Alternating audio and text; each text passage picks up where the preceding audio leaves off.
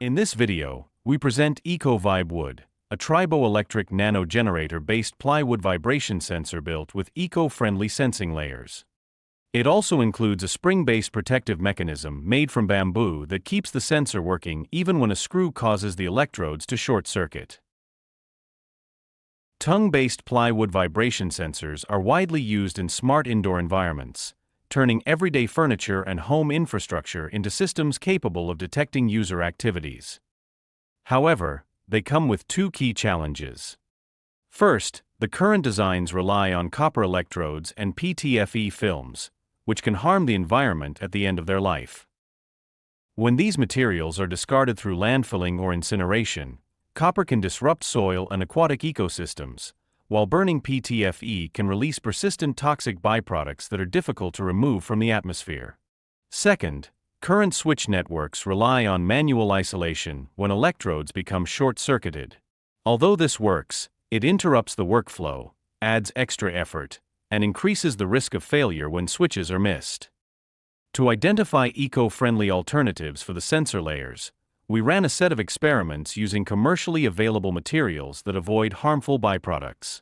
We tested paper, graphite, copper, gold leaf, zinc sheet and iron sheet as positive layers, paired with PTFE, PBAT and PLA films as negative layers. The results show that many of these combinations produce signals comparable to or stronger than the conventional copper and PTFE pairing. In particular, zinc with PLA generates signals more than 3 times larger.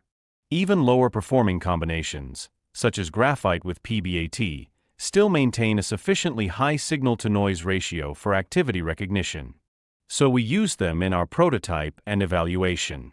Beyond choosing materials for the sensor layers, we also introduce an automatic way to disconnect electrodes, replacing the previous manual design. The mechanism uses a spring-based bamboo structure that opens the circuit when a screw is inserted, automatically isolating the affected electrode. The spring is built as a 3x3 grid of bamboo strips, with the design guided by a simulation study of force responses across different bamboo configurations.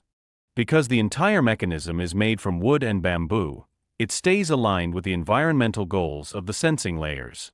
We implemented our prototype using a graphite layer and PBAT film.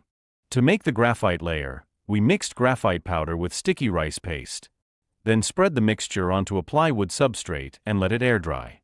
This process forms a conductive layer about 0.5 mm thick. For the negative triboelectric layer, we used PBAT taken from biodegradable trash bags. To fabricate the bamboo springs, we first steam the bamboo strips for about 20 minutes, then soak them in hot water. We bend each strip into an arched shape, hold it in place with rubber bands, and put it in a refrigerator for about 12 hours so it can set. Finally, we dry the strips using a heat gun. We made the frame that holds the switches using a laser cutter. Our final prototype measures 600 mm by 600 mm, with a height of 25.4 mm. We conducted an activity recognition test using our eco-friendly prototype across 26 everyday activities, including writing, erasing, pen sharpening, stapling, pumping, tape dispensing, placing a cup on a coaster, typing, playing poker, shuffling cards, chopping, slicing, tenderizing, rolling, grating, stirring, playing a marble game, drilling, cutting with a jigsaw, sanding, walking,